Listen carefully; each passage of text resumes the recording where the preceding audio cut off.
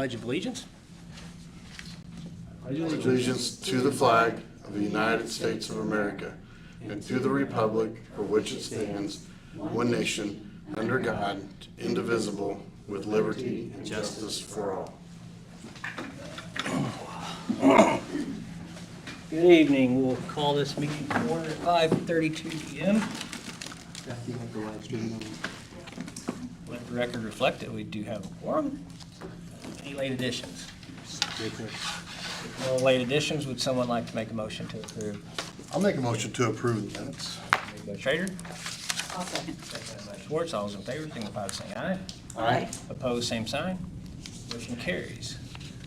Letter A, public comments on agenda items. This does not look like it's on the agenda, so we'll wait for your public comments at the end. Sounds good. Okay. Thank you.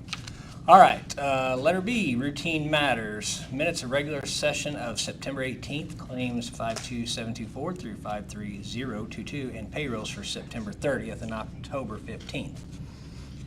I'll make a motion to approve the minutes, claims, and payrolls as presented. Motion made by Bunch, I'll second. seconded by Schwartz. All those in favor signify by saying aye. Aye. Opposed, same sign. Motion carries. Letter C, adoption of budget, capital projects plan, and bus replacement plan, plan, and all resolutions as listed below. I'll make a motion to approve the budget, capital plan, project plans, and bus replacement plan resolutions as listed. Motion made by Schrader, Second. seconded by Bunch. All those in favor signify by saying aye. Aye. Opposed, same sign. Motion carries. Letter D, one-year master contract with CTA for the 25-26 school year. Again, all this information's been in our packets. You've had time to look through it, so I'll make a motion to approve the one-year master contract with CTA for the 2025-2026 school year. motion made by Schwartz, I'll second. seconded by Schrader. All those in favor signify by saying aye. Aye. Opposed, same sign. Motion carries. Letter E, communications. Was it presentation? Allison? Well, before that, just briefly, forward, small crowd that's here and anyone on the live stream, just want to draw attention to our highlight of the month, and that is that our freshman class got to participate in the Tour of Opportunity this past week. What that is, for those of you that don't know, is that is where all the ninth graders and all four of our county schools get together with over 100 community and industry professionals, just basically to explore and learn about possible career opportunities, which is a really neat thing for our kids to be able to be a part of. It's a wonderful partnership between our schools and our local businesses and local leaders in our community. It's a unique thing. It's a shining example. I know I've heard at some other meetings statewide where they talk about the things that we're doing here in Du Bois County to prepare our kids for their college and career opportunities. This is another one of those things, and this idea has actually been copied in some other communities in the state. Very proud to offer that to our students, a very cool thing. One other thing before Allison talks to us tonight about how finances work in the district, to educate the board a little bit, educate again those who are in attendance and also those on the live stream. There are some other items listed by building as you move on down through the agenda, things happening in all four of our buildings that they asked to recognize. We don't typically read those, but we do want to list those, and anyone that has interest can see our minutes online and draw attention to those as well. And they're also available for any media members that want to look at that. So at this time, we'll turn over tonight's presentation to our wonderful CFO, who has done a great job with our finances over the years, Allison Punt. I'm Allison Punt. I'm the CFO here. So I'm just going to talk a little bit about, if this stays on, fine until ready. Okay. I'm going to talk a little bit just how the funding works in a basic sense, and then what kind of situation we're in right now. Will I go back further? Sorry. Yeah, that's fine. I'm going to juice again. Whatever. What kind of situations we were in the past and how we kind of grown and where we are right now. All right, so first, education fund. That pays everything based on educating a student. So the salaries of teachers, the office of the principal, supplies for classrooms. New in this area is curriculum. That was kind of in its own boat, and we'll kind of cover that in another area. Operations fund covers maintenance, technology, in a broad sense, furniture and equipment, transportation, and the central office. So that's basically everything that expenses for the school that does not include educating a student. Other funds that you will see on our budget categories is the debt service fund and the capital referendum fund, and those pay principal and interest of debt for these bigger capital project plans that we have.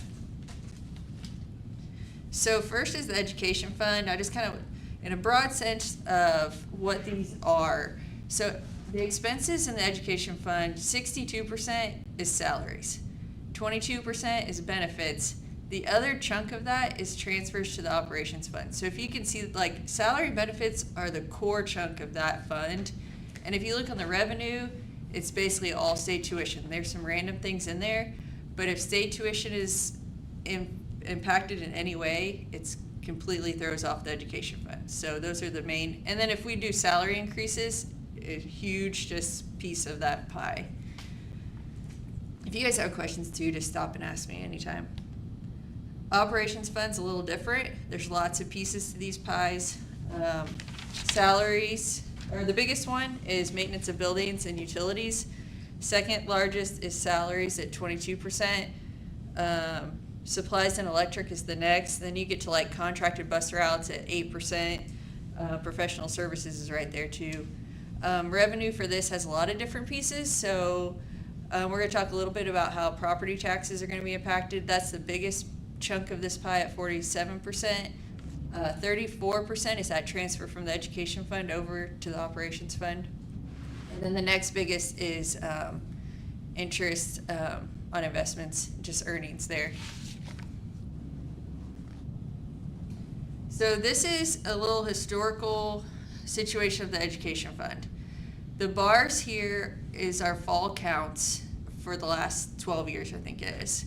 This red line shows the tuition support from the state, which is based on those numbers, which obviously it's going to go up with those numbers, but the state also had some pretty drastic increases through here. So something I want to point out here, we had a really high enrollment growth. Those numbers are growing. Right here was extra high though, because they took a grant that used to be outside of the fund, outside of tuition support, put it inside tuition support, so it jumped it, like, not really, but it's there, right? Same thing happened here. Our enrollment dropped, and it shows we have an increase here, but we really don't, because they took curricular material that's now in the education fund, and it was a separate distribution, put it in there, so it looked like we had an increase, but really we are flat, right? So those are two examples where money was going into a different kind of fund, and they said, hey, let's put this in the education fund to make it look like we're giving more money to education, so we can send postcards out to community members and say, look how we're funding schools even more than we used to, basically. Not true, but. So we look like we have an increase, really don't. Thankfully, we have made really smart decisions in the past with pay increases. So we were able to give a pay increase to our teachers this year based on just what we've done in the past and where we landed in those funds.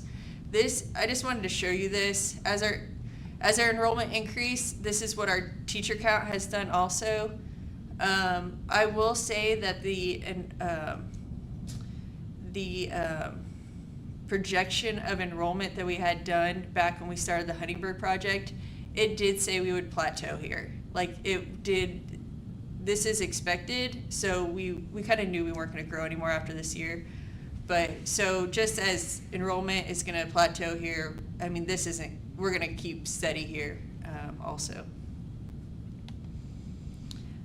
So here's some changes for the operations fund and debt service fund. This last legislative session, they gave homeowners new credits. These new credits are going to cost us $1.2 million over the next 4 years. Thankfully, we're in a situation where we have the cash balance. We should be able to sustain this okay. Like, we'll be fine. But these are losses that no matter what we do with the tax rate, we can't avoid them. They are what they are. The other thing that's gonna happen is, the assessed value deductions are increasing, so our AV is going to drop. This is a little different situation. We can increase the tax rate, and I'll put that on the slide next time to kind of take care of that situation. The other situation we can't do anything about. So right here, this is where our AV is right now. This is where this is what's happening. Like, so what happened this last legislative session is the red line. So these are projections that we got from Stiefel, and it's best guess, kind of as we are right now. So if you go over here. So what you're saying is because of the session, the average value of local real estate, farmland, and everything will fall? Not the actual value, just their net AV. So their gross AV will stay the same, but their net AV will drop because of the deductions that they were given in this session. So here's our tax rate in 2025, and here is our levy. Okay, so this is the money we're taking into the school. If we try to keep that 125 tax rate, which is that red bar across here, this is what's going to happen to our levy coming to the school. So looking at the tax rate and levy now is going to be totally different. What we'll have to do to maintain the same levy we're getting right now is to increase our tax rate through the years. So people won't really be paying more. The tax rate will just be higher, if that makes sense. It doesn't make sense, but that's because the state has changed the structure for how taxes will look. So we quote the $1.25 tax rate right now, but Stiefel told us it'll probably be $1.51, I think. But the dollar amount coming out of each family's pocket, whether it be the Bartell family who's here, or my family, or anyone else, anyone here, yeah, It looks the same. you'll pay the same amount out of your pocket. It'll just be a different number that's quoted on your. Basically, the days of saying tax rate neutral is over. We just can't do that anymore. So it'll just look different going forward. It'll be a difficult education process for the community to explain. Yes, and one thing I will say, like, the 2026 budget looks really similar to past years. We won't see these changes until 27 and beyond. So just going next, these are just some projects we're like kind of paying on in the debt service fund. The high school's still in there. The corporation office in RAC, which were done just about 4 years ago, is in there. You'll see the bonds issued under the Huntingburg Elementary expansion project. That last one will be issued right after we have bids in the next couple weeks. And then it just kind of some things that will be coming up in the near future. Some other really neat funding things that we have had. Melissa does a great job of writing grants and searching for funding out there. So the STEM grant in 2024 paid for Snap-on tools, which is industry recognized credentials. It also paid for drones, so our ag program can do a precision ag program. The Indiana Learns grant was $193,000 that went straight to teachers' pockets to provide tutoring for kids that are free and reduced and have not passed the iLearn test. That was huge for our teachers on earning a little extra income. The Education Readiness Grant, which is on there, was $115,000 to support the 4T and OFS rooms with equipment. And then we just got a donation/grant from Toyota for $44,000, and that's supporting K-8 STEM instruction. So those are just some, and then you got the big rec and spin, huge for us in the high school, and just some other littler ones that have been through there. These are just the competitive grants that we've got. There's always the title grants through the state too. But, all right, any questions? All right. Thank you. Clear as mud. I hope so.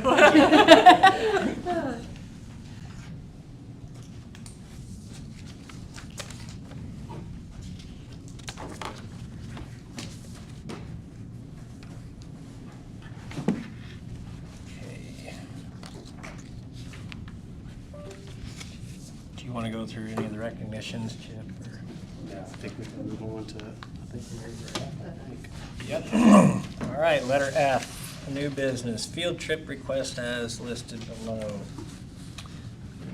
Make a motion to approve the 3 field trip requests as listed. Motion made by Schrader, I will second. seconded by Schwartz. All those in favor signify by saying aye. Aye. Opposed, same sign. Motion carries. Number 2, personnel listed below and not continuing on to the next page. Usually it does. Yeah, it does. I'll make a motion to approve personnel as listed. Motion made by Bunch, I'll second. seconded by Schwartz. All those in favor signify by saying aye. Aye. Opposed, same sign. Motion carries. Number 3, approve the update to PO 6610 that's on file, the first reading. I'll make a motion to approve the update to PO 6610. Motion made by Schrader, I'll second. seconded by Schwartz. All those in favor signify by saying aye. Aye. Opposed, same sign. Motion carries. Approve purchase of 54-passenger lift bus. I will make a motion to approve the purchase of the 54-passenger lift bus. Motion made by Schwartz, I'll second. seconded by Bunch. All those in favor signify by saying aye. Aye. Opposed, same sign. Motion carries. Approve, number 5, approve the reimbursement resolution. Was also, like I said, I'll again, make a motion to approve the reimbursement resolution that was on file. motion made by Schrader, I'll second. seconded by Bunch. All those in favor signify by saying aye. Aye. Opposed, same sign. Motion carries. Number 6, declare the following items as surplus property and no longer needed for the purpose intended in order to recycle or sell them. I will not read those individually to you, but they are all I listed. just wanted for the record to say I have my eye on those overhead projectors. I still have some, There's 2. You get 1, I get 1. fair enough. I will make a motion to declare the following items as surplus property and no longer needed for the purpose intended in order to recycle or sell them. Thank you for the motion, Schwartz. I will second. Seconded by Schrader. For all those in favor, signify by saying aye. Aye. Opposed, same sign. Motion carries. Okay, now would be a time for administrators, board, superintendents, and other comments. And I believe both of you have something to say. I just have to go through a couple things here real quick, just to give you an outline of what's expected. So, as a board, we welcome input from our stakeholders, but there are limitations to what is permitted. I want to remind all potential speakers that all comments are to be directed at me, the board president. The board also expects all comments to be civil and respectful. Thank you. Okay, Oh, yeah, and it is limited to 3 minutes, sorry. sounds fair. Okay, my name is Rita Bartout. My husband Randy's passing out information packets. One is a letter provided to this office, information on battery storage facilities, a letter sent from AES Indiana, a map of the planned battery energy storage system provided by AES on October 15, 2025, next to the substation currently under construction on Holland Road Northeast. Today, we would like to read you the letter we provided and ask for the Southwest DuBois County School Board to make a resolution stating the disagreement and disapproval of the AES battery energy storage system and solar project planned to be constructed between the Holland Elementary School and the Huntingburg Southridge schools. As parents, grandparents, property owners, business owners, and taxpayers of DuBois County, we ask that you do not approve and help us stop the AES battery energy storage system and solar project. While solar energy is often promoted as clean and renewable, battery energy storage systems associated with solar farms present significant environmental, economic, and most importantly, safety drawbacks that warrant concern. First and most importantly, safety. These battery systems are prone to thermal runaway, a condition where overheating causes chemical fires that are extremely difficult to extinguish.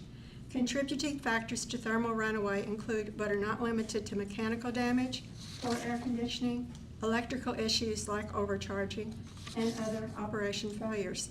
As stated in the State of Indiana Utility Scale Battery Energy Storage Study, Section 532, when batteries undergo thermal runaway or are otherwise damaged, abused, and or misused, they can release flammable and toxic gases. This release of gases is called off-gassing, and it can pose several safety hazards, including the risk of fire, toxic exposure to first responders or facility personnel, and the potential for explosion if flammable gases accumulate and ignite. Several recent documented incidents in Arizona, New York, July of 2023, were one, overwhelmed fire departments who lacked proper training and equipment to respond to lithium-ion battery fires, and the world's largest in Moss Landing, California, January of 2025, where residents reported health concerns and resulted in soil contamination. Currently, DuBois County does not have a plan in place to respond to a chemical fire.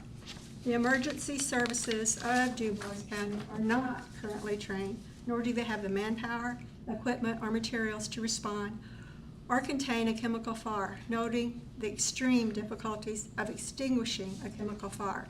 Is the Southwest DuBois County School Corporation prepared to take on the risk, mitigation, and planning associated with the fire at the battery storage facilities?